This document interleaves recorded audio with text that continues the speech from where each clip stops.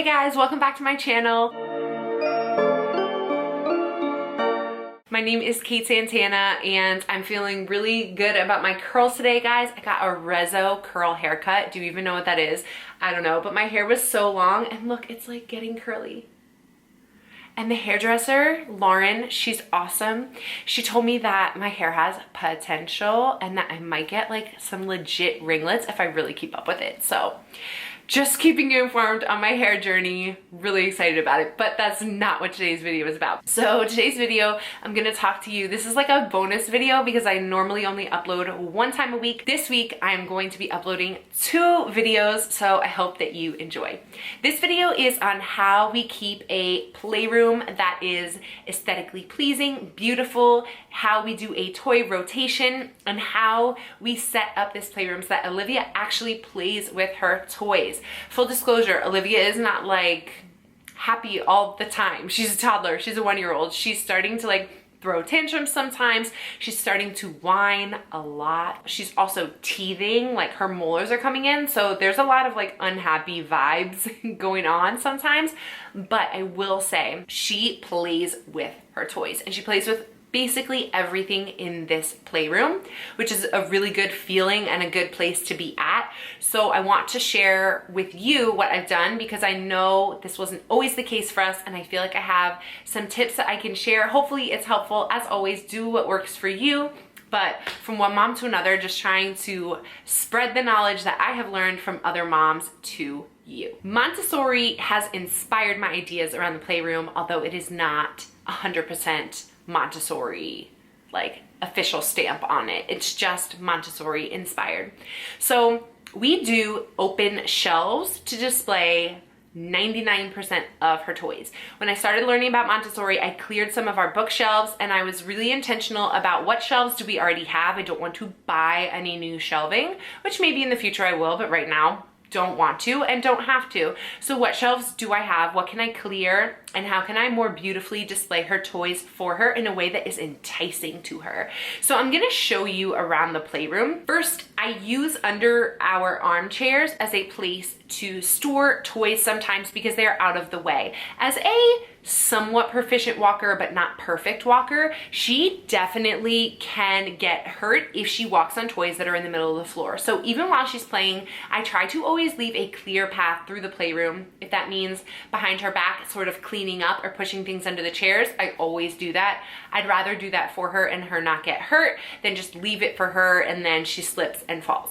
If she wants to play with something that's right on the edge, she pulls it into the center. She knows to pull it out for herself and that it is there for her to play with. She's really into sorting shapes right now. It's actually like a new skill that she's really recently learned. So I've gotten out all of our shape sorting toys and I'm keeping them in the rotation for now because she is really into them and they're not frustrating her. That is the biggest thing that I do to determine whether a toy stays out or goes away for a little while. And that is she being frustrated? This is completely Montessori inspired. Montessori talks about the perfect level of challenge. You don't want something to be too easy and you don't want it to be too hard. If your child is frustrated by a toy, put it away. It's not worth them being frustrated. Also, if they look at a toy for a second and can like do it and then move away from it, it's too easy. So you want to look for what is the perfect amount of challenge for your child that they can independently play and don't need you and they aren't getting frustrated, or they're getting frustrated and you can help them out really like a tiny little bit and then they get back to playing, which you'll also see me do in several clips. So I like to help her the least amount as possible and then let her take over from there. Try right here.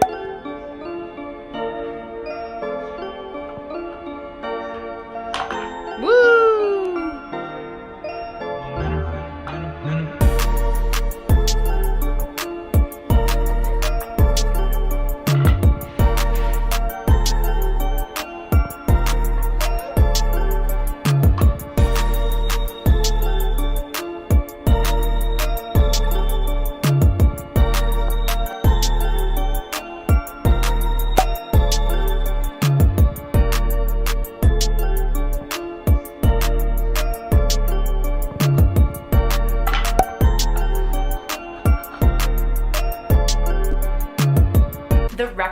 that you see here is definitely one of the toys that I have put away and taken back out multiple times. I'm really like on the border of putting it away again, but I've noticed that this time that I've gotten it out, she will like 80% of the time be able to play with it without being frustrated. And so I'm still teetering back and forth, but I'm gonna keep it out for now because I think she's very interested in it. Very, very interested in it, and most of the time she's not frustrated. So that's how I'm deciding to keep it out. Whoa, it's like really windy. Really windy. So I have a lot of books, as you can see. I have some wooden toys. What else do we have? I have this farm, which is plastic and it does make noise. To be honest, she doesn't really touch it that much anymore, but sometimes she likes it. She likes the little jingle that it plays, so I keep that out. You can see on the shelves over here, I have this Montessori stacker where some of the pieces have 1 hole, then 2 holes, 3, 4, 5.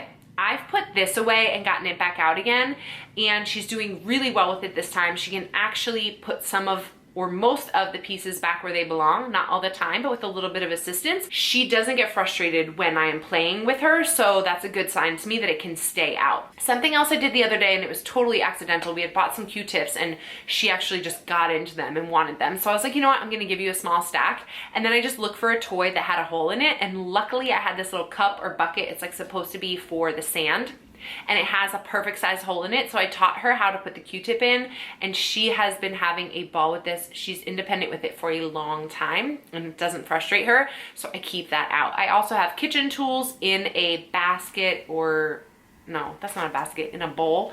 It makes some good noise. I have some dolls, which she's definitely starting to get into dolls, so I have some stuffed animals and some dolls out for her.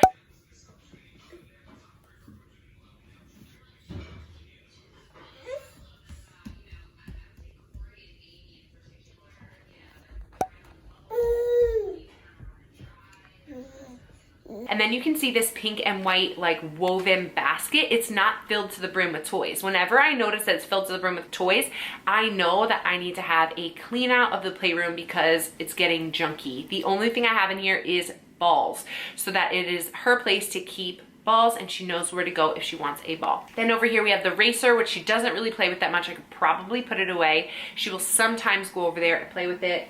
The drums, which she has been loving, and the puzzle with shapes, which again, she has been really into the puzzle and does it without any prompting multiple times a day. Every time she does it, after she's done, I go over and take all the pieces out and put them back in the bowl, because otherwise she will not do it again. She will only do it if the puzzle pieces are in the wooden bowl.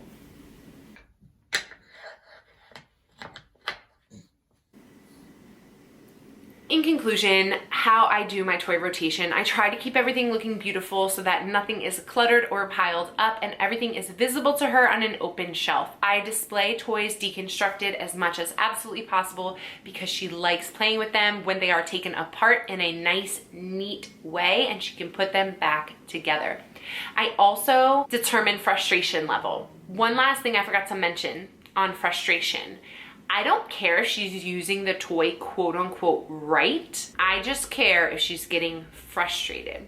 So you can see her playing with beads. We have these beads and they're supposed to be strung onto a string. She does not string them onto the string. She puts them on her toes, okay? Because I taught her to do that. And she loves putting them on her toes and playing with them in different ways. I keep this toy out. She's not doing it right. She's not practicing stringing it onto the string, but it doesn't matter. It's not frustrating her. She likes putting it on her toes, and so that's why I have it out. So if there's a toy that has a skill that is still out of reach for your child or to come later, you can always keep that toy out anyway. Hey guys, so sorry my camera stopped working and now Olivia is up, so she gets to finish off the video with me. Anyway, like I was saying, it really doesn't matter if your child is using a toy that is ahead of their age, as long as it is safe for them and they aren't getting frustrated, right baby? So sometimes we have things out that she's not using correctly, but it really doesn't matter because she's experimenting with it and she is loving it, right baby? So that's it. I hope you really enjoyed this video. I hope that it makes an impact for you and your child, and that your child likes toys even more and that you feel more sane with a clean playroom after watching this video. If you like this video, please subscribe so you can see more of Olivia and I. And please go ahead and like this video and leave me any comments on how you keep your playroom nice and neat. All right, this girl is itching to go play with some toys. So until next time, guys, see you later.